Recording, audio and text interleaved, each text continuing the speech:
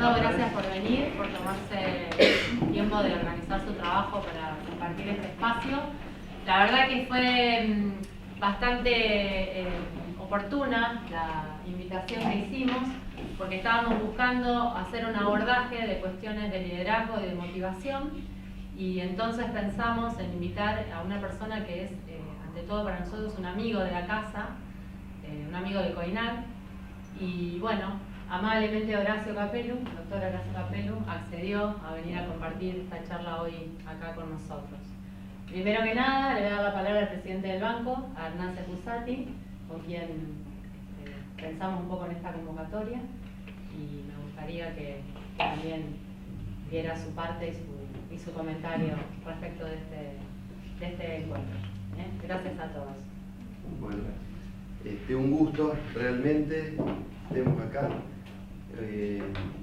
Me toca presentar a una persona a quien estimo mucho y valoro mucho desde lo humano profundamente y desde lo profesional también.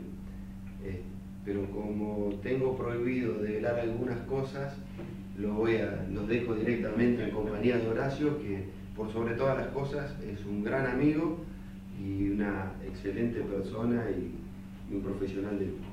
Así que los dejo. Gracias, Ramón. Bueno, yo comentaba en la previa a esta charla que siempre tengo preparado una exposición y nunca la comienzo de esa manera.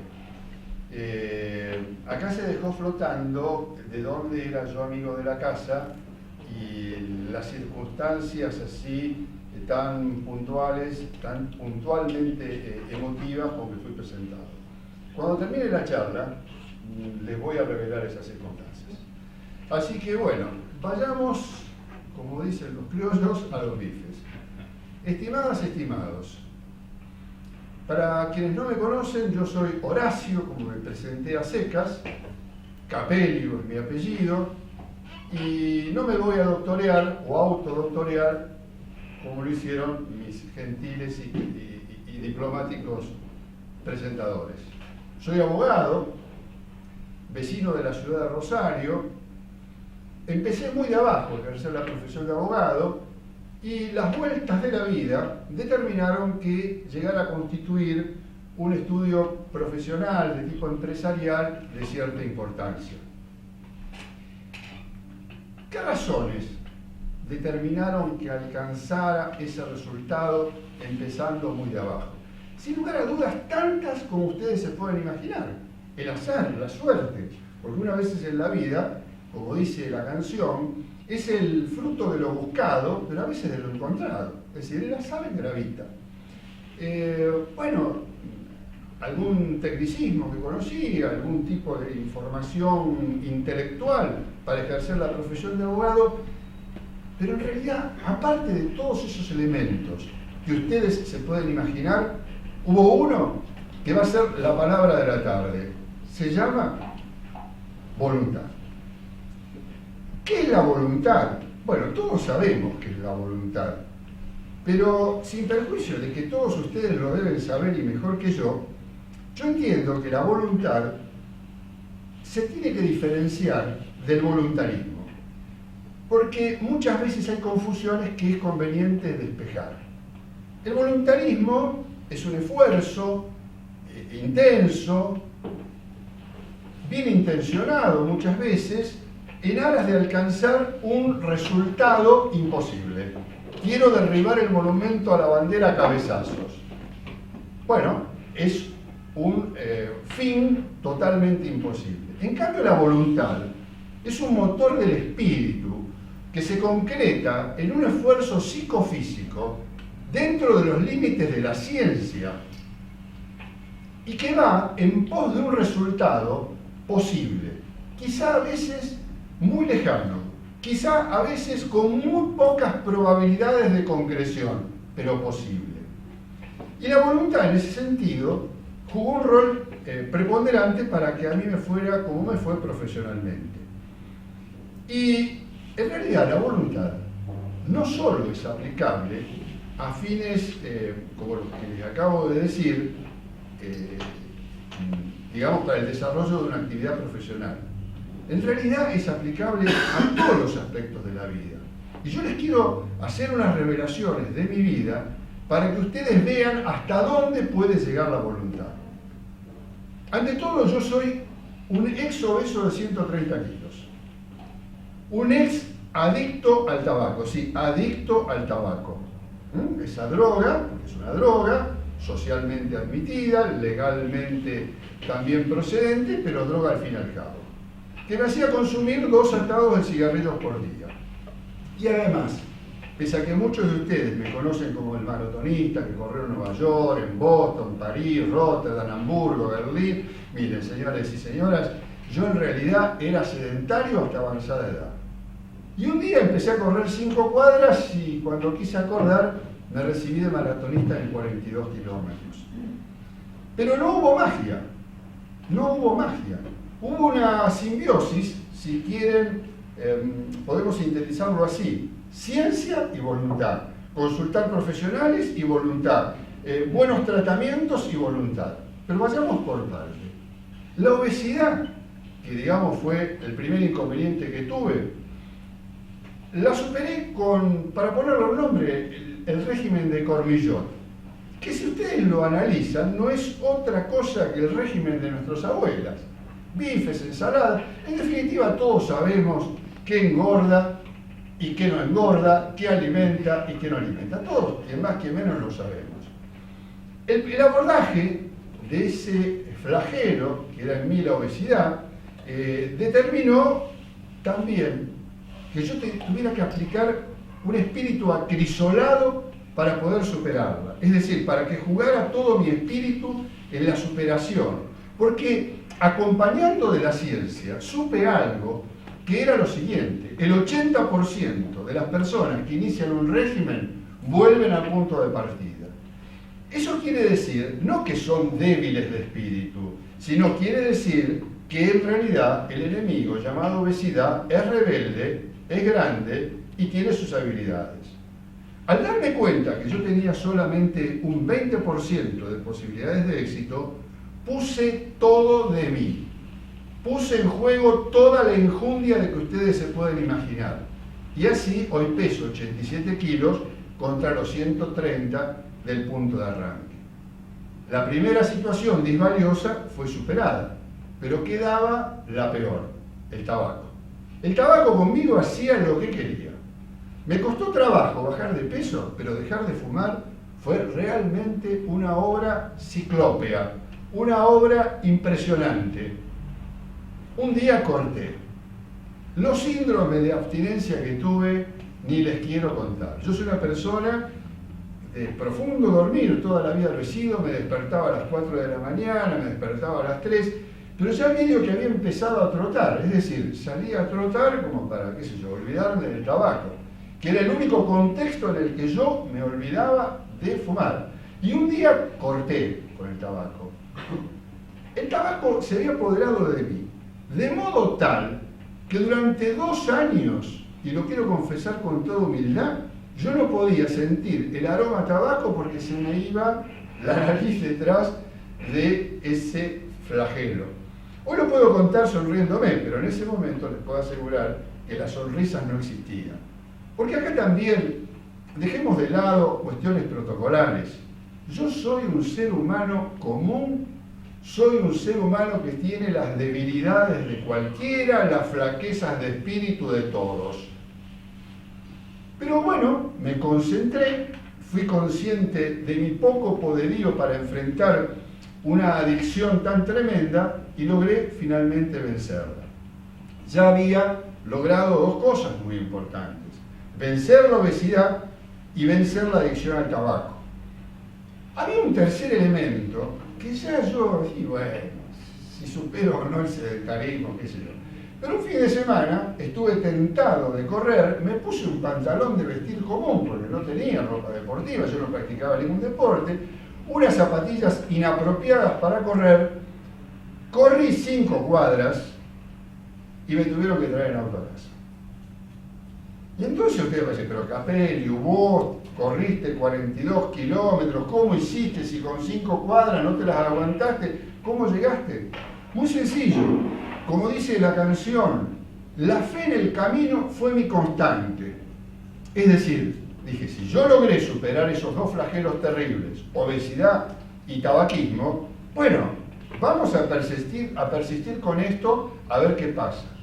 El asunto es que las 5 cuadras se hicieron 12, cuando quise acordar estaba en 7.200 metros, y ahí, bueno, empecé a correr carreras de calle.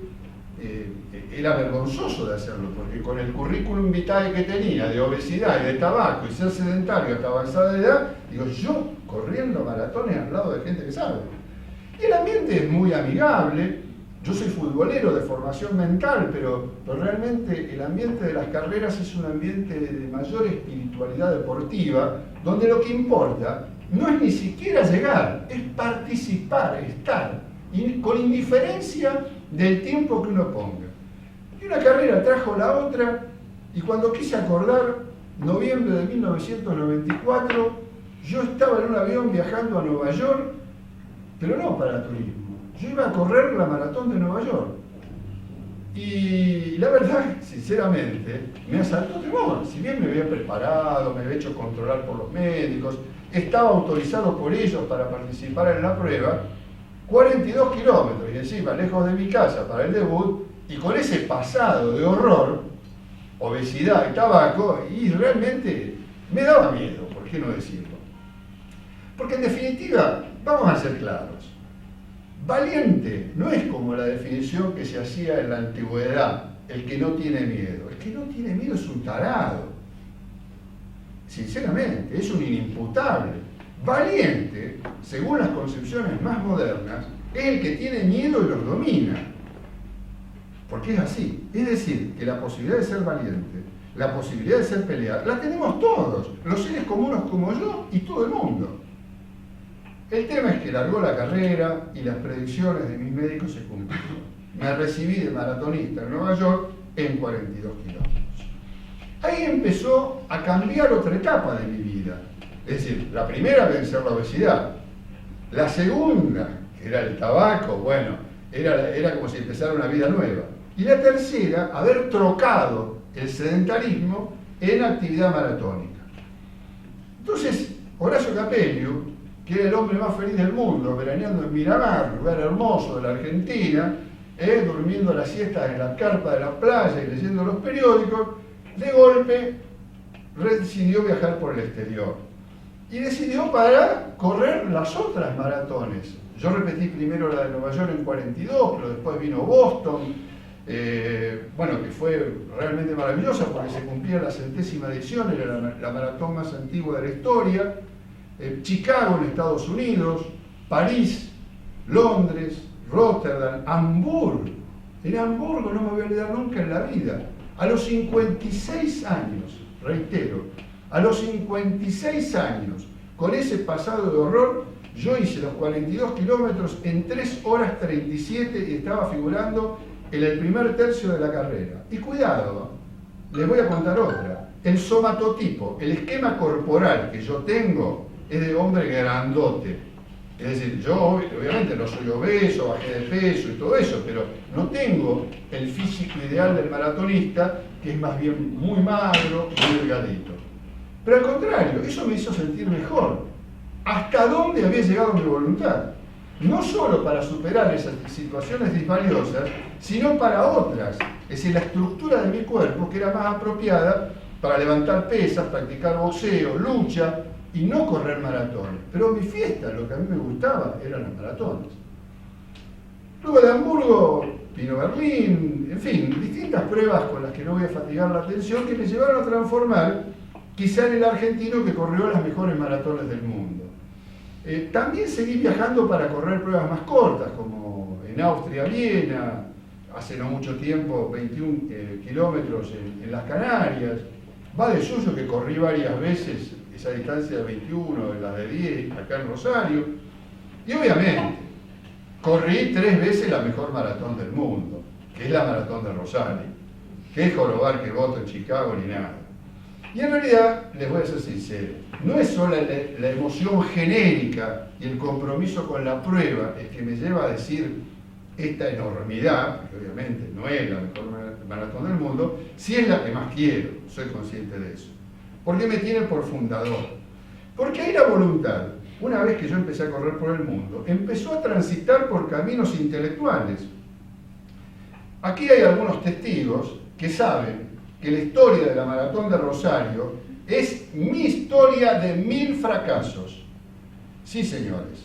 Cuando yo vuelvo de correr en Nueva York, tal como lo revela el periodista Carlos Molfino en la página de la Asociación Rosarina de Atletismo, cuando bajo del avión y vuelvo entusiasta, le dije, Rosario tiene que tener una prueba. Y bueno, la gente no me entendía, dice, no, este está entusiasmado por todo lo que logró y ahora quiere Rosario. Y bueno, Rosario, después de tantos fracasos y puertas que se cerraron, hoy tiene una prueba que es la segunda de la Argentina y yo tengo el orgullo de ser fundador. Y además, quiero remarcarlo, soy el ideólogo ad honorem, porque todos estos apostolados que yo tomo, todos estos voluntariados que yo concreto, los hago en forma absolutamente ad honorem. Es decir, que la voluntad me fue llevando y colocando en lugares que yo jamás había pensado. Es más, jamás había soñado. Fíjense las proyecciones que puede tener un acto voluntario. Alcanzar lo no soñado. E incluso lejos de Rosario. En el año 2015, los 21 kilómetros de Rafaela determinan que la municipalidad me nombre padrino de la prueba. También ad honorem, por supuesto. Rafaela, ¿qué tengo que ver? Bueno, un día, charlando, hablando, me llevaron para hablar de mis viajes por el exterior y una cosa trajo la otra. En realidad, todo esto que les cuento puede parecer de que Capelio, bueno, tuvo obstáculos que superar, tuvo el tema de la obesidad, el tema del tabaco, el tema del sedentarismo, corrió los 42 kilómetros, se realizó intelectual e institucionalmente. Bueno, si tuvo problemas iniciales, no tuvo otros en la vida. Sin embargo, la vida me tenía reservado problemas mucho más graves, obstáculos mucho más serios. En el año 2006 me enfermo de una bronconeumonía. La neumonía, bueno, obviamente sí, tienen alguna importancia, a veces son graves, pero la mía fue terrible. Me afectó durante 6 meses, no solo no pude correr, sino incluso no podía manejar el auto, tenía que ir en remis o en taxi al estudio. Y bueno, finalmente me curo. Y cuando lo veo al neumonólogo, que me da el alta, le digo, doctor, irónicamente, ¿de qué me sirvió cuidarme tanto? Fíjese la enfermedad que me afectó, la enfermedad que me atacó. Y con toda crudeza y en seco me dice, le sirvió para no morirse. Porque usted la única incomodidad que revelaba era que no podía ir al estudio manejando, sino que iba en taxi. No fue internado ni nada. Y gracias a todos esos cuidados que usted fue cosechando, gracias a que usted transitó la ruta de la salud recuperándola año tras año, estuvo lo suficientemente fuerte como para vencer un tipo de bronconeumonía por las complicaciones que tuvo, que muchas veces es normal. Y además habían pasado los años. A mayor edad, mayor posibilidad de que el daño sea superior.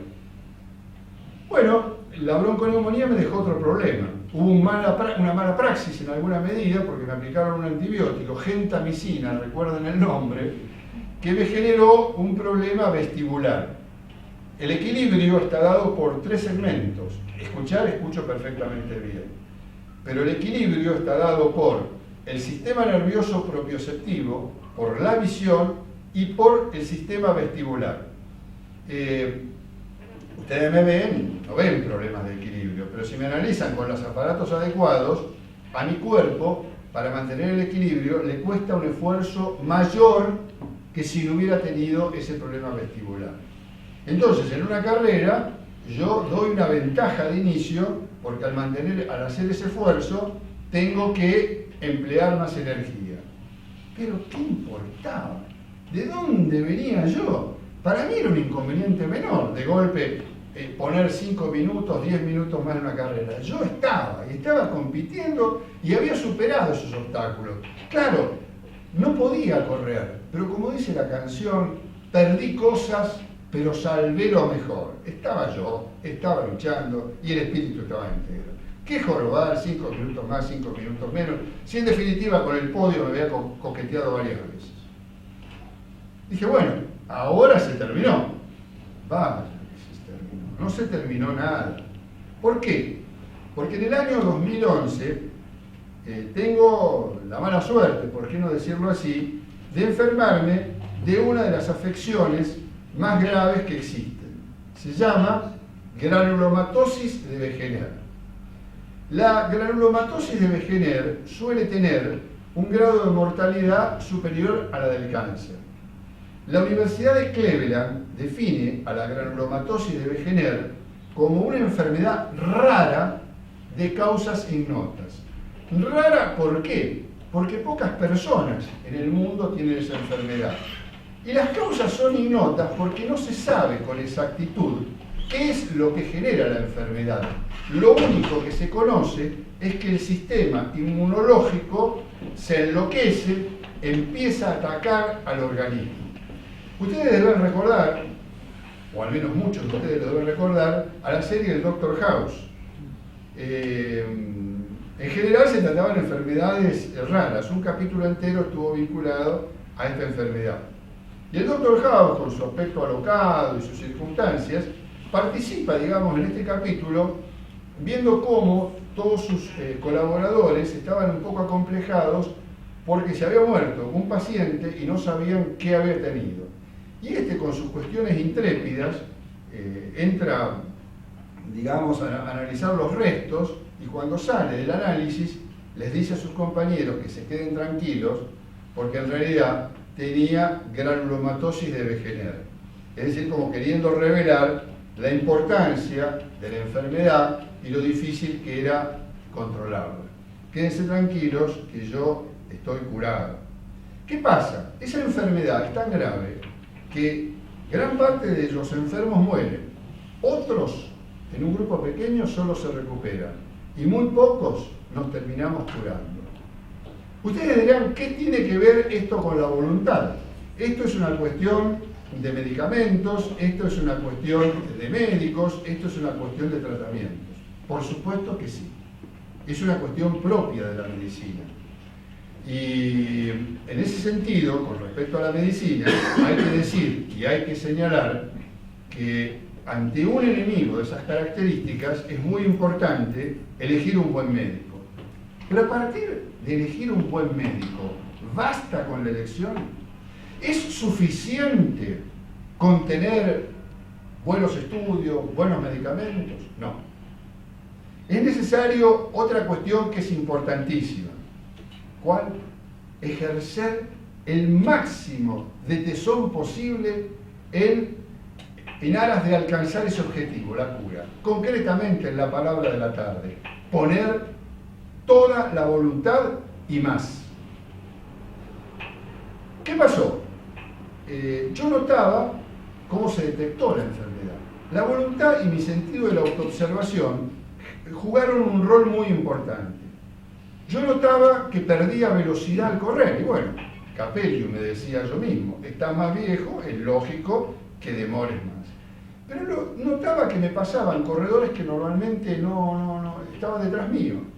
Se lo revelé al muy buen clínico general que me atendió y me dice, mire Capello, los análisis dan todos más o menos bien, solamente los glóbulos rojos y el hierro están un poco bajos, pero ustedes, los maratonistas, con las palizas que se dan en los entrenamientos, es normal que le pase eso un poco. Yo le voy a dar unas píldoras de hierro y va a ver cómo todo esto de los glóbulos rojos se van a ir para arriba y demás. Me da las píldoras, a los 15 días se hacen los análisis y los glóbulos rojos habían bajado y el hierro también. Y aparece un factor que se llama creatinina que mide la eficacia del funcionamiento real que se dispara por las nubes. Y el médico me dice, nomás usted tiene una insuficiencia renal. Ustedes fíjense, en 15 días, una enfermedad que no aparecía en los análisis, de golpe aparece. ¿Por qué apareció? Por mi intensidad en querer saber qué pasaba. Porque si esa enfermedad, yo no insisto, no me hago controlar, y encima, ojo, encontraba un buen médico, no era solamente mi insistencia, era la combinación de ambos factores. Un médico que me escuchaba, pero un paciente que insistía y estaba trabajando por saber qué pasaba. Bueno, ahí empezó una verdadera tragedia griega, porque empezaron punciones renales, biopsia de los riñones, porque el nombre de la enfermedad no se conocía, se sabía que había una insuficiencia renal, y comienza un tratamiento, digamos, tentativo en base a protocolos genéricos. Yo no voy a fatigar la atención de ustedes contándole todo el tratamiento, pero me aplicaron corticoides para elefantes, inmunodepresores para caballos, podríamos decir, en tren de ser muy exagerados. Y el tema es que obviamente mi cuerpo se fue resintiendo, el maratonista ya no podía correr. Es más, en un momento estaba internado en el sanatorio británico, pasa un médico joven que toma la historia clínica, le empieza a leer y a preguntarle: ¿y usted por qué está acá? Y no sé, tengo insuficiencia renal y están esos análisis. ¿Cómo se llama la enfermedad que usted tiene? Y la verdad que no sé, le digo. Le están investigando, pero me están tratando. Entonces cuando él sigue leyendo, yo le pregunto, entusiasta cual soy, doctor, ¿cuándo podré volver a correr? Y con toda frialdad, no era de los médicos que normalmente atendían, pero fue sincero, me dice: mire, nuestros pacientes en general no caminan, y no caminan mucho, y correr ninguno. El tema es que yo en ese momento tomé conciencia cuán cerca estaba de la muerte. Es así. Y me dije para mis adentros: Capelio, tenés que correr la carrera más importante de tu vida. Las maratones que vos corriste en el exterior, las carreras que vos corriste en tu ciudad, muy lindas, muy importantes, de plano deportiva, pero esta es tu vida. Y tenés que correr una carrera, primero para alejarte de la muerte. Segundo, para tratar de recuperarte.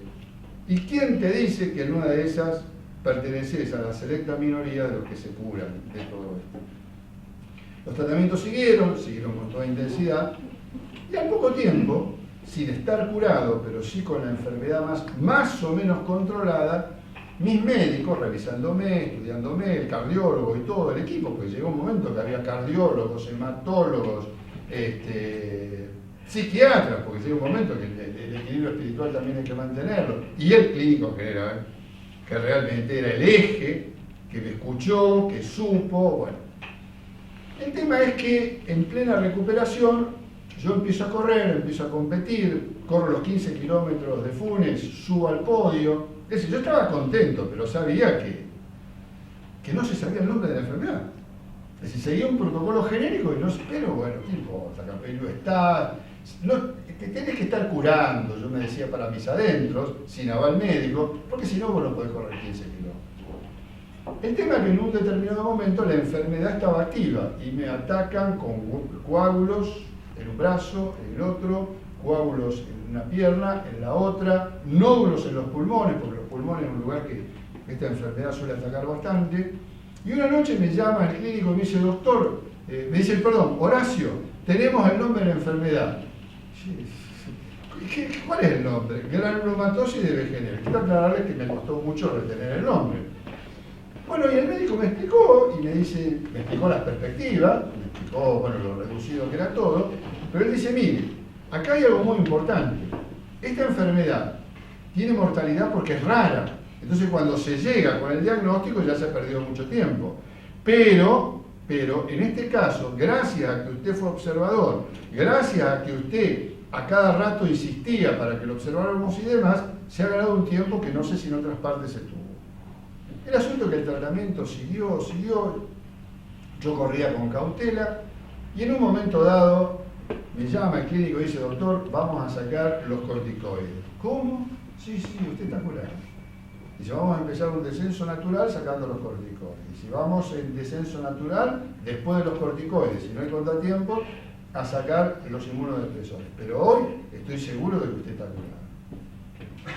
Entonces, de más está decir que ese diagnóstico, ¿cómo lo celebró Capello? Era las 2 de la tarde, suspendió todas sus cuestiones laborales, todo, y me fui a correr. Y debe haber sido la vez que corrí sin estar en una fiesta institucional de las carreras, como las maratones, con la sonrisa más grande del mundo. Yo estaba curado. Y había que disfrutar la vida porque, bueno, como dice la canción, la vida es hermosa siempre y sobre todas las cosas, no hay vuelta que darle. Entonces, ¿qué pasa? Acá yo me pregunto, ¿qué efecto tiene la voluntad? La verdad, que no sabemos hasta dónde puede llegar. Porque superé los obstáculos iniciales que parecían importantes. Luego de recorrer otros de mediana importancia, llegar a este resultado era el mejor de todos. Porque encima me di cuenta que yo era el único que se había curado y seguía corriendo maratones después de la cura. A partir de ese momento empecé a meditar más sobre el alcance de la voluntad y me di cuenta que Einstein tenía razón, ni más ni menos que Einstein tenía razón, cuando decía que la voluntad es una energía tan poderosa como el vapor, tan poderosa como la electricidad, tan poderosa como la energía atómica. Y es así, es así. Las aplicaciones que pueden tener la voluntad son inconmensurables y llegan a todos los ámbitos de la vida, a cuanta cosa ustedes se pueden imaginar, siempre que el objetivo sea razonable, siempre que la ciencia nos acompañe y también que tengamos un poco de suerte, porque eso hay que decirlo, un poco de suerte hay que tener. En el ámbito laboral, la voluntad permite realmente o tiene un campo de aplicación por demás vasto. No solamente para el éxito de la empresa a la que uno está vinculado, sino también para lo individual de uno. Porque uno a veces se realiza dentro del contexto empresarial con la sumatoria de éxitos individuales. ¿Qué quiero decir? Que si la voluntad se aplica en la ejecución de las cotidianas tareas laborales, sin lugar a dudas, quien la ejecute con la tecnología, con el saber, con el conocimiento, con todo, siempre con la ciencia al lado, bueno, va a obtener mejores condiciones laborales, obtendrá los ascensos que aspira, o alguno de ellos, obtendrá mejores retribuciones. En definitiva, la voluntad entendida, o mejor dicho, interpretada como un método que va a través de un objetivo posible, cuál es el de ascender, obtener mejores retribuciones y mejores condiciones, realmente es inescindible del éxito laboral en todo sentido. No solo en el plano de ustedes, sino en lo que les conté inicialmente de la historia de mi vida profesional. La vida, como dije hace un rato, es hermosa siempre y sobre todas las cosas, sea cualquier escenario. Y a modo de colofón, porque yo soy muy afecto a las citas intelectuales, les diré dos cosas. Primero, que como decía Clemenceau, la guerra es muy importante para dejarla en manos de los militares. Yo modifico eso y la parafraseo de esta manera. La salud, en el caso concreto, mi salud, fue lo demasiado importante como para que la dejara solo en manos de mis médicos. Por supuesto, siendo lego, pero poniendo toda la voluntad necesaria. Y además, y esto sí que es realmente la culminación de mi exposición, puede, como dice la canción, que algún golpe de suerte a contrapelo, a contraluz, realmente nos perjudique y tengamos un obstáculo muy serio. Pero si así fuere, como nos enseña la misma canción, abrí los ojos y tragate el cielo y empujá hacia arriba. Nada más.